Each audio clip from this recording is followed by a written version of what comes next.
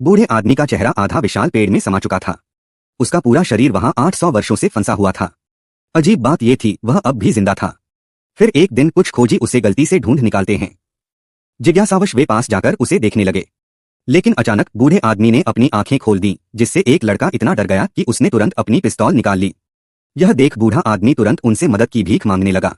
उसे इतनी व्याकुलता से गिड़गिड़ाते देख बाकी लोग हिम्मत करके और करीब आए। पेड़ के अंदर उन्हें एक गेटलिंग गन छुपी हुई दिखाई दी। कम से कम उन्होंने ऐसा ही समझा।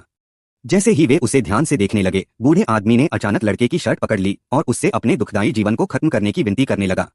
लेकिन सौभाग्य से उस बूढ़े आदमी के कुछ सिद्धांत थे। वह कभी भी उन लोगों को नुकसान नहीं पहुंचाता जो उसकी रक्षा करते हैं, लेकिन अगर उसे कुछ गलत पता चल जाए तो बड़ी मुसीबत हो सकती है। लड़का पूरी तरह से उलझन में पड़ गया। कभी मदद की भीख मांग रहा था, अब मरने की।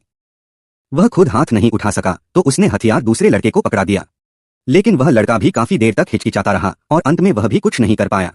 अब कोई और रास्ता न देखकर वे लोग बूढ़े को बचाने का कोई उपाय ढूंढने निकल पड़े। आखिरकार वे एक प्रयोगशाला तक पहुंचे जो 100 सालों से वीरान पड़ी थी। प्रयोगशाला के कंप्यूटर पर उन्हें यह चौंकाने वाला सच पता चला कि बूढ़ा आदमी एक वैज्ञानिक था, एक ऐसा वैज्ञानिक जो समय यात्रा का सपना पूरा करने की कोशिश में गलती से इस विशाल पेड़ से टकरा गया था। और जो चीज पेड़ में फंसी थी वह गेटलिंग गन नहीं बल्कि एक टाइम मशीन थी। सच जानने के बाद वे फिर से बूढ़े के पास लौट आए, लेकिन पल भर में ही बूढ़े के हाथ पर कई घाव उभर आए थे। जमीन पर पड़े जहरीले रसायन की शीशी को देखकर उन दोनों को एकदम से महसूस हुआ कुछ बहुत गड़बड़ है।